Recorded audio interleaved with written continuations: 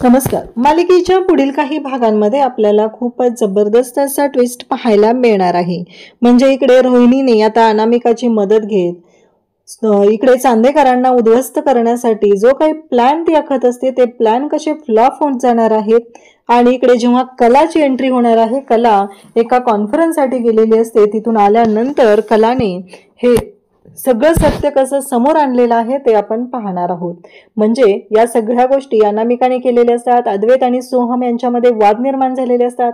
घरातलं आनंदाचं वातावरण डिस्टर्ब करण्याचा जो प्लॅन असतो या दोघींचा तो सक्सेस झालेला असतो. पण त्या क्षणी कलाची एंट्री होते आणि तिथे कशी वाट लागते ते आपल्याला पाहायला मिळणार आहे. जेव्हा अद्वैत आणि कला इकडे जेव्हा जातात ते म्हणजे संकल्प देशमुखच्या ऑफिसमध्ये, तिथे गेल्यानंतर अनामिकाने जे काही कांड केलेलं आहे ते सत्य समोर आल्यावर अद्वैत आणि कलाने अनामिकाची जी वाट लावलेली आहे, तिची कायम जी माहेरी हकलपट्टी केलेली आहे ते आपल्याला पाहायला मिळणार आहे. कारण सोहमच्या आनंदावर प्रत्येक वेळेस विरजण घालायचं काम करत असते. सोहमला उद्ध्वस्त करण्याचा प्लॅन तिने आखलेला आहे. ते सगळं आता समोर येणार आहे. तर इकडे त्या व्हिडिओला आपण सुरुवात करूया. तर सोहम आलेला असतो. सोहम खुश असतो. सोहम किचनमध्ये जातो. त्याच्या पाठोपाठ अनामिका तिथे येते आणि अनामिका तिथे येऊन सोहमला म्हणू लागते, तुला माहितीये का सोहू काय झाले? आणि गोडगोड बोलत असते. सोहमला विचारायला कळतच नाहीये की ही गोडगोड का बोलतेय. एकतर त्याला एवढं छान सक्सेस मिळालेला आहे, त्याचे पेंटिंग सिलेक्ट झालेले आहे, त्याला काम मिळालेलं आहे, त्यामुळे तो खुश असतो. आणि तिथे येऊन अनामिका त्याला बोलू लागते, तुला माहितीये का काय होतंय? तेव्हा सोहम म्हणतो, काय झालं नक्की? अनामिका त्याला सांगू लागते की हे सगळं जे काय आहे ना, हे तुला तुझ्या कर्तृत्वाने नाही मिळालेलं. तुला माहितीये का ते जे आहेत ना त्यांना हेही माहित नाहीये की सोहम चांदेकर कोण आहे. हे जे पेंटिंग्स तू बनवतोस ना हे त्यांना माहितच नाहीये. तुला तुझं नाव ना तिथं रिकमेंड केलं गेलंय. हे ऐकल्यानंतर सोहमला धक्का बसतो. सोहम म्हणतो, काय? हे सगळं कोणी केलंय? तेव्हा अनामिका त्याला सांगते की हे सगळं अद्वैतने केलंय. आता मात्र सोहमला धक्का बसलेला आहे. सोहम म्हणत असतो, अद्वैत दादानी? पण का केलं अद्वैत दादाने असं? हा प्रश्न सोहमच्या समोर असतो. अनामिकाने त्याला सांगितलेलं असतं की तुला माहितीये ना की अद्वैत दादाला सगळं स्वतःच पाहिजे असतं, म्हणून त्याने तुला स्वकर्तृत्वावरती उभं राहू नये म्हणून हे सगळं केलेलं आहे. हे ऐकल्यानंतर मात्र हे सगळं जेव्हा घडतं तेव्हा सोहमला खूप राग येतो. आता सगळेजण घरातच आहेत, सगळेजण बोलत आहेत आणि अद्वैत आणि सोहम जाता जाता एकमेकांना धडकतात आणि सोहम तसाच रागात निघून जातो. त्याच्या मनामध्ये राग भरलेला असतो आणि हे जे काम असतं ते अनामिकाने खूप परफेक्ट केलेलं असतं, ज्याचा विचारही कोणी केलेला नव्हता. अनामिकाने बरोबर संधी साधलेली असते आणि इकडे वाट लावलेली असते, ती म्हणजे सोहमची. सोहमच्या लक्षातही आलेलं नसतं आणि अनामिकाने दोन्ही भावांमध्ये फूट पाडलेली आहे आणि ही सगळी जी कारस्थानं आहेत ती केलेली आहेत. खरं तर या पद्धतीने जेव्हा गोष्टी घडत होत्या तेव्हा मात्र कोणाच्याच लक्षात आलेलं नव्हतं. आणि इकडे सोहम रागाने तसाच निघून जातो. अद्वैत विचार करू लागतो की आत्ता काही वेळापूर्वी हा सोहम एवढा खुश होता, आता काय झालं? आणि सोहमला अद्वैत आवाज देत असतो, काय झालं सोहम म्हणून. सोहम रागातच निघून जातो. तेव्हा सरोज, त्याचबरोबर रजनी, आबा सगळेजण तिथं असतात. ते दोघं सगळेजण पाहत असतात. अचानक सोहमला काय झालंय हा प्रश्न त्यांनाही पडलेला असतो. अनामिकाला विचारलं जातं तर अनामिका म्हणते, नाही माहिती मला. असं बोलून उडवाउडवीची उत्तरं देऊन रिकामी होते. इकडे सोहम मात्र विचार करत असतो आणि मग अद्वैतच्या डोक्यातही विचार सुरू होतात. अचानक असं काय झालं? म्हणजे सोहम अचानक एवढा रागाला का गेला? नक्की काय झालं असेल हा विचार त्याच्या डोक्यात सुरू असतो. सगळं तर व्यवस्थित होतं, मग सोहम अचानक का चिडला? नक्की काय झालंय सोहमला? म्हणून विचार करत असतात. आणि त्याच वेळी इकडे आता अद्वैत म्हणत असतो की नाही, मला सोहमशी बोललं पाहिजे. आणि तेवढ्यातच इकडे अद्वैत आता रजनीला किचनमध्ये मदत करायला जातो. कारण किचनची कामं पेंडिंग असतात आणि रजनी बिचारी एकटीच काम करत असते. म्हणून अद्वैत म्हणतो की मी जातो मदतीला. असं म्हणत अद्वैत हा रजनीच्या मदतीला तिथे आलेला असतो. त्यासोबतच इकडे पाहायला मिळतं ते म्हणजेच की सोहम पुन्हा खाली येतो. अद्वैत विचारत असतो. अद्वैत म्हणत असतो, काय झालंय सोहम? तू असं का चिडचिड करतोय? नक्की काय झालेलं आहे? तेव्हा मात्र सोहम म्हणत असतो की मला ना कळतच नाहीये, म्हणजे तुला दादा म्हणू का काय म्हणू? कारण एवढं सगळं झालेलं आहे आणि तरीही तू मलाच प्रश्न विचारतोय. सगळेजण तिथे असतात. सगळ्यांना कळत नाहीये की सोहम आजपर्यंत अद्वैत बरोबर असा कधीच वागलेला नव्हता. मग आज अचानक काय झालं? आज अचानक सोहम असं का वागत आहे? हा प्रश्न पडलेला असतो. आणि मग रजनी तिथे येते आणि सोहमवरती ओरडते. ती म्हणते, सोहम तुला कळतंय का? तोंड सांभाळून बोल. तू तुझ्या दादाशी बोलत आहे. तुझ्या लक्षात येतंय ना? आणि तेव्हा मात्र इकडे सगळेजण तिथं असतात आणि तेवढ्यात कला येते. कला आलेली असते आणि सगळेजण पाहू लागतात. तेव्हा मात्र सोहम चिडलेला असतो. सोहम म्हणत असतो की ही वेळ त्यानेच माझ्यावरती आणलेली आहे. या सगळ्याला जबाबदार तोच आहे. सगळे म्हणत असतात की सोहम तुला कळतंय का? तू काय बोलतोयस? आजपर्यंत तुझ्या दादाच्या पावलावर पाऊल तू टाकत होता आणि आज त्याच्या विरोधात एवढं बोलताना तुला जराही लाज वाटत नाहीये? आबा सुद्धा चिडलेले असतात. इकडे अनामिकाला मात्र खूप आनंद झालेला असतो. अनामिका मात्र जाम खुश झालेली असते. ती म्हणत असते की चला, आयती संधी मिळालेली आहे आणि ती खुश होते आणि ती म्हणू लागते की आज कितीतरी दिवसानंतर माझ्या मनासारखी गोष्ट झालेली आहे, असं बोलणं सुरू असतं. त्याचबरोबर सोहमची चिडचिड वाढत असते. त्याला त्रास होत असतो. तो म्हणत असतो माझ्या दादाने असं का केलं? इकडे अद्वैत त्याला विचारण्याचा प्रयत्न करत असतो, सोहम असं काय झालंय? म्हणजे मी काय केलंय म्हणून तू एवढा चिडतोय? सोहम म्हणत असतो की दादा हे सगळं तू का केलं? मी माझ्या स्वकर्तृत्वावर काम मिळवत होतो. तर संकल्प आर्ट अँड क्राफ्ट गॅलरीमध्ये तू का हे सगळं केलेलं आहे? का तू ह्या गोष्टी केल्या? आणि या सगळ्या गोष्टी करून तुला काय मिळालेलं आहे? असं सगळं बोलणं चालू असतं. आणि तेव्हा मात्र आता धक्का बसलेला असतो. सगळेजण तिथं असतात. सोहमला सगळेजण समजवू लागतात की ठीक आहे ना, तुझं नाव रिकमेंड केलं म्हणजे तुझ्या भल्यासाठीच केलेलं आहे, मग का तुला त्रास होतोय? तर सोहम म्हणत असतो की नाही, मला माझ्या स्वकर्तृत्वावर चांदेकरांचं नाव न वापरता मला माझं काम मिळवायचं होतं आणि हा माझ्या स्वाभिमानाचा प्रश्न आहे. कारण या सगळ्या गोष्टी अनामिकाने सोहमच्या मनात भरवलेल्या असतात. म्हणून तर हा सोहम जो आहे तो वेड्यासारखा बोलत असतो. स्वकर्तृत्व किंवा या सगळ्या गोष्टी तो बोलत असतो. आणि मग त्याच वेळी इकडे अद्वैत त्याचबरोबर सगळेजण समजवण्याचा प्रयत्न करत आहेत की एवढं असं मोठं काही नाहीये, म्हणजे एवढं राग करण्यासारखी गोष्ट काहीच घडलेली नाहीये. रजनी म्हणते, अरे तुझं नाव रिकमेंड केलं कारण माहिती नव्हतं म्हणून, आणि जरी नाव रिकमेंड केलं असलं तरीही महत्वाची गोष्ट तुझ्या लक्षात येते का?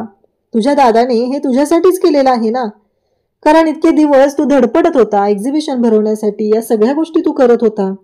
मग एवढं काही त्याच्यामध्ये, म्हणजे मला नाही वाटत की यामध्ये काही चुकीचं घडलेलं आहे, असं सगळेजण बोलत असतात. आणि त्याच वेळी सोहम मात्र म्हणत असतो की नाही, मला ही गोष्ट पटलेलीच नाहीये, कारण मला अपेक्षितच नव्हतं अशा पद्धतीने काय होईल, असं इकडे सोहमचं म्हणणं असतं. सोहमला फक्त एवढंच माहितीये, जे अनामिकाने त्याला भरवलेलं आहे, अनामिकाने त्याला प्रत्येक वेळेस सांगितलेलं आहे की या सगळ्या गोष्टी केलेल्या आहेत त्या म्हणजे अद्वैत दादाने, कारण त्याला असं वाटतच नाहीये की तू कधी मोठा व्हावा आणि तुझं काय रे, तुझं काय स्वकर्तृत्व आहे सांग ना, असं म्हणत ज्या गोष्टी तिने पेरलेल्या असतात, त्याच्या मनात भरवलेलं असतं किंवा त्याच्या स्वाभिमानाला ठेच पोचवलेली असते, तेच इकडं सोहम आता बोलत असतो. आता मात्र अनामिकाला खूप आनंद होतो. कला तिथे आलेली असते. कला म्हणत असते की काय चाललंय सोहम तुझं, तू असं नाहीये, म्हणजे मला माहिती होतं हे सगळं केलेलं आहे, मीही एक आर्टिस्ट आहे, मलाही माहिती आहे की जेव्हा या गोष्टी आपल्याला लोकांपर्यंत जर जायचं असेल, आपल्याला तिथपर्यंत जाण्यासाठी रिकमेंडेशन मिळालं किंवा तुझ्या भावाने तुझ्यासाठी काहीतरी केलं, यात चुकीचं मला काहीच वाटत नाही, असं बोलणं कलाचं असतं. तेव्हा तो म्हणत असतो की वहिनी मला माहिती आहे तू आता दादाचीच बाजू घेणार आहे. कला म्हणत असते की हे बघ सोहम, मी कोणाचीही बाजू घेत नाही, मी तुला सत्य सांगत आहे. मला माहिती आहे तुला त्रास होतो, या सगळ्या गोष्टी मला माहिती आहेत, पण जेव्हा चांदेकरने मला हे विचारलं होतं तेव्हा मीही त्याला होकार दिला होता, कारण चांदेकरला नेहमी वाटतं की हे सगळं जे काही आहे ना ते तुझ्यासाठी करावं, तुमच्या सगळ्यांचं चांगलं व्हावं, त्यासाठी केलेलं आहे, आणि चांदेकर तुझ्याबद्दल कधीच वाईट विचार करणार नाही, असं कलाने इकडे सोहमला ठणकावून सांगितलेलं असतं. तेव्हा सरस सुद्धा पाहत असते. अद्वैतची बाजू घेऊन कला प्रत्येक वेळेस अद्वैतच्या पाठीशी खंबीरपणे उभी राहत असते. या गोष्टी सरसच्या सुद्धा लक्षात येतात. आणि मग तरीही सोहम म्हणत असतो की नाही, मला असं वाटत होतं की माझं काम मला माझ्या स्वकर्तृत्वावर मिळावं, ही माझी इच्छा होती. तेव्हा कला म्हणत असते, परंतु काम तुझ्याच स्वकर्तृत्वावर तुला मिळालेलं आहे, असं तुला कोणी सांगितलं की तुझं काम हे तुला मिळालेलं नाहीये? तेव्हा सोहम म्हणत असतो की मग दादाने माझं नाव रिकमेंड केलंय ना. तेव्हा इकडे कला आणि अद्वैत दोघंही विचारू लागतात की आम्हाला एक गोष्ट सांग की हे सगळं तुला कुठून समजलं, म्हणजे या गोष्टी तुझ्यापर्यंत कुठून आल्या, कोणी सांगितलं तुला की तिथं अद्वैतने तुझं नाव रिकमेंड केलेलं आहे. हे विचारल्याबरोबर इकडे आता धक्का बसलेला असतो, तो म्हणजे अनामिकाला. त्या क्षणी सोहम म्हणतो की मला अनामिका बोलली की मला अद्वैत दादाने तिथं नाव माझं रिकमेंड केलेलं आहे. तेव्हा कला म्हणत असते की अनामिका बोलली. अनामिकाला कोणी सांगितलं हे सगळं? आता कलाने तर खूपच मोठी जासूसगिरी करायला सुरुवात केलेली असते. इथे तर अनामिकाच्या सुद्धा शिट्ट्या वाजणार असतात. अनामिकाच्या तर लक्षातही आलेलं नव्हतं की आपण काय करतोय, याची फळं काय भेटणार आहेत किंवा याच्यामुळं आपण कोणत्या अडचणीत येईल हा विचार सुद्धा तिने केलेला नव्हता. पण आता मात्र तिच्या शिट्ट्या वाजू लागतात. तिला कळायचं बंद होतं, कारण तिनं जे कांड केलेलं असतं त्याची सुरुवात काय आहे हे तिला माहिती होतं, पण त्याचा शेवट कला करणार ही गोष्ट तिच्या लक्षात नव्हती. आता सगळं शांत झालेलं असतं आणि अनामिका रोहिणीकडे येते आणि रोहिणीला म्हणू लागते की आता काय करायचं. रोहिणी म्हणते चांगलं झालंय ना, त्यांच्यामध्ये भांडणं तर झालेली आहेत, आपल्याला तर हेच हवं होतं, मग कशाला काळजी करतेस तू, असं इकडे रोहिणी तिला म्हणत असते. तरी पण अनामिका म्हणत असते पण मला एक कळत नाहीये की जेवढ्या पद्धतीने भडका उडायला हवा होता तेवढा उडलेला नाहीये, पण त्या मूर्ख सोहमने माझं नाव सांगितलेलं आहे. रोहिणी म्हणते फरक काय पडतो, तुझं नाव जरी त्याने सांगितलेलं असलं तरीही फरक काय पडतो या सगळ्यामुळं, असं रोहिणी तिला सांगत असते. तेव्हा मात्र अनामिका म्हणत असते की पण आपण कॉल केला होता ना. तेव्हा मात्र रोहिणी म्हणत असते की हो केला होता ना, मग काय, आपण कॉल केला म्हणून काय झालं, काहीच होणार नाही आपल्या कॉलमुळं, असं बोलणं समोर चालू असतं. इकडे अनामिका आता घाबरलेली असते, तिला भीती वाटत असते. तेव्हा कला म्हणत असते की हे सगळं कुठून आलं, ह्या सगळ्या गोष्टी कुठून आलेल्या आहेत, त्याच्या मुळापर्यंत आपल्याला चांदेकर गेलं पाहिजे. आणि असं म्हणत अद्वैत म्हणतो की थांब मी त्या संकल्पला कॉल करतो, तो माझा खूप जवळचा मित्र आहे. असं म्हणत अद्वैतने संकल्पला कॉल करायला घेतलेला असतो. संकल्पला म्हणतो की मला तुला भेटायचं आहे, आपण भेटू शकतो का. तेव्हा संकल्प सांगतो की हो चालेल.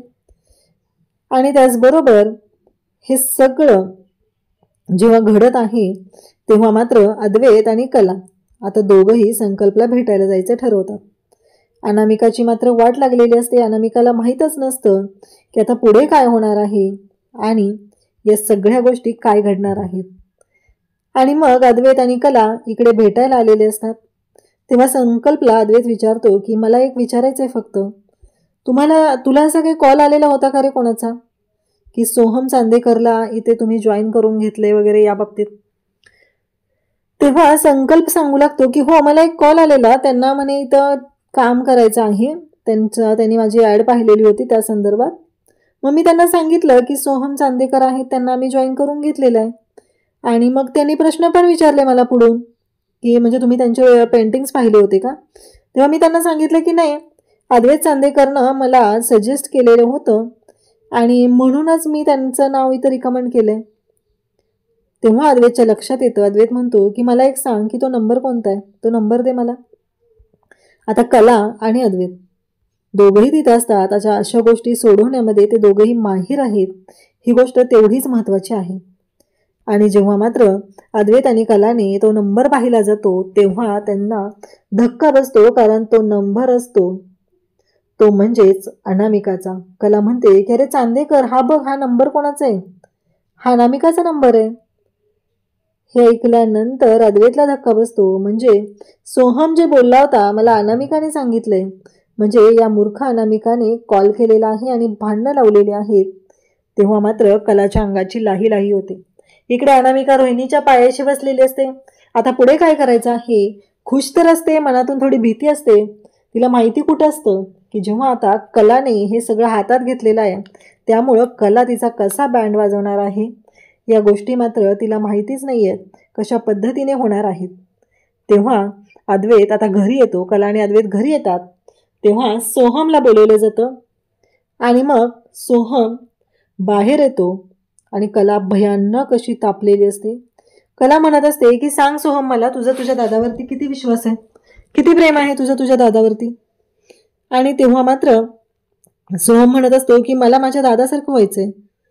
मग कला म्हणत असते मग तुझं नाव रिकमेंड केलं तर तुला एवढा राग का आला, तुझ्या भल्यासाठीच दादाने हा निर्णय घेतलेला होता ना.